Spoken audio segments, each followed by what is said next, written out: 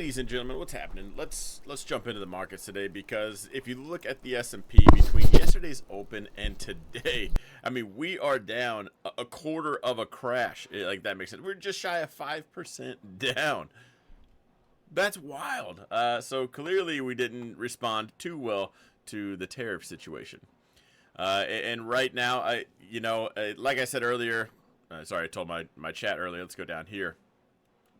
We had really just jumped. We hit this zone, right? We found some buyers right here, and we were really just kind of hanging out. I do have this zone split for a reason. It's kind of wider if you look in the past, but why the more meat of it was kind of right here.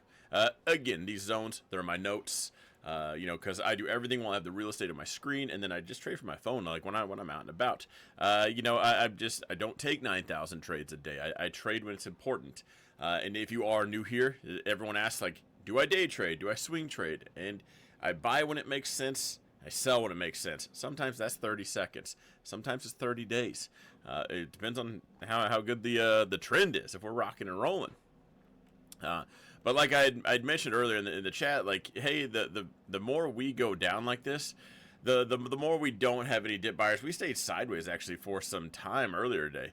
We were really just hanging out, and I was like, man, the more we don't bounce right here, the more trouble we're gonna see. Now we are below. It is kind of after, not kind of after us. It is after hours right now. Futures had closed, tiny bit of a gap up, sold off. We're kind of right here. Now tomorrow we do have. We have our non-farm payrolls, we have the unemployment, and then we also have Powell tomorrow. So to think the fireworks are done, I don't think so. Could be if you're a knife catcher at heart like I am, I'm already eyeballing on catching this knife, but I mean, at the same time, where does it go? We're going to catch it, we're going to go over to here, keep that trend down. There's a lot of things that, hey, first of all, there's some things people are saying is like we're at max fear on tariffs. No, Trump just played his hand. That's it. We're still going around the table, and everybody else has to call check or I'll raise it. If anybody fires back, this gets much worse faster. Okay, is it much worse? It just gets worse. So that's still very much on the table. I don't think we've potentially reached peak fear as far as tariffs. We might have seen the worst of it. Maybe. And that's if everybody just says, fine, we'll trade with China. That's that. If we just do that, fine, we might be at max fear.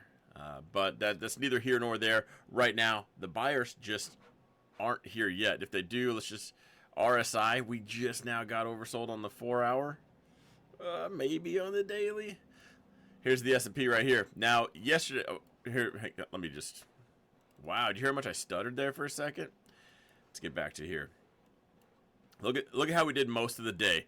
Just hanging out at this expected move. Again, these white lines, the white dashed lines, are something I draw every Sunday. I go live 1 hour after futures open. An hour, 15 minutes. Markets for me open at 5. I'm live at 6:15. So if you want to come in, I go live to talk to you guys, to answer questions. So just again, make sure you're subscribed. Eventually, you'll get notified, and come check it out. Usually, I'm even live on Thursday, just due to my kid having a concert tonight. I got to go video that. I got to do the dad things. So sorry for those of you guys that are usually here on Thursday, not live tonight. Getting below this tomorrow, do we rein it back in, or do we go for the 2 spot? And that's what's going to be dangerous. 2 standard deviations puts the S&P at 527. And I think we could easily go, depending on what happens overnight, we could easily go there.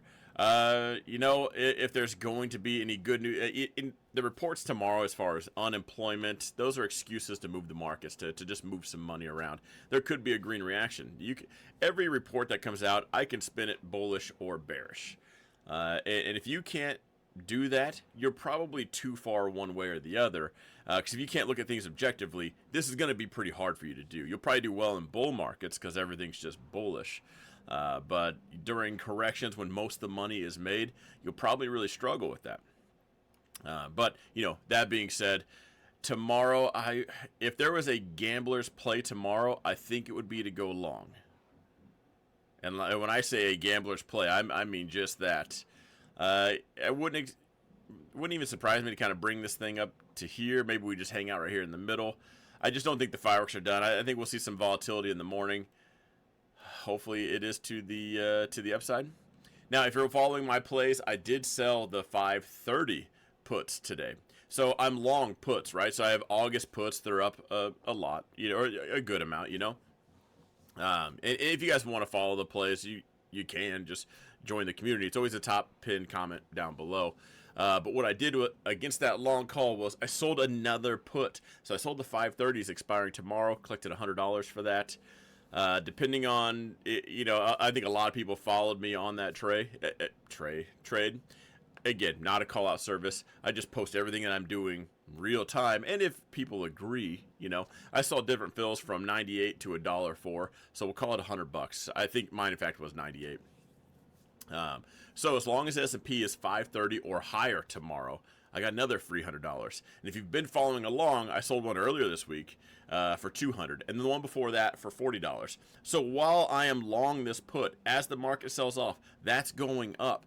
I'm also taking bullish plays because selling a put is a bullish play. I'm just selling further out of the money to the gamblers. So far, the first one was $40, second one was $200, and then we waited for. I didn't have anyone going into this, so we sold off. The put went up, and now we sold another one. So anytime there's a bright red day, I plan on doing that more. If you are new here, you can check out the past couple of videos. I've made a video, I think, every day about these particular trades, just to kind of show you guys what you can do while in other plays. It's not always a you're in or out kind of thing. There's a lot of gray area in between. I hate to say there's options because that's what it's called. It's not. I'm not trying to play any words there, but you have a lot of options. So that being said, shout out to the few people that were in QQQ puts and SPY puts with me overnight, because those were up quite a bit. I do want to shout out to one of my members, Technician. He was in the 472 puts for QQQ. He bought them yesterday. Imagine that. Tomorrow's expiration, which was today, 472. And then the market just opens right here. Banging. Qs, right? We're talking $20 down. This isn't Tesla. This isn't Google. That was a wild play. So shout out to you for that. I love it when people just kill it like that. That was a gamble play. It's probably not, again, not something you want to make a career out of. But that being said, it's still fun when you take those plays and they just hit it. Really breaks up the monotony. If you're not maybe a high volume trader doing 96,000 trades a day on the VWAP or anything like that, you take a couple of the gamble plays, just kind of breaks it up from the normal. Like, I'm going to buy some things. I'm gonna time it here, collect something here. Anyway,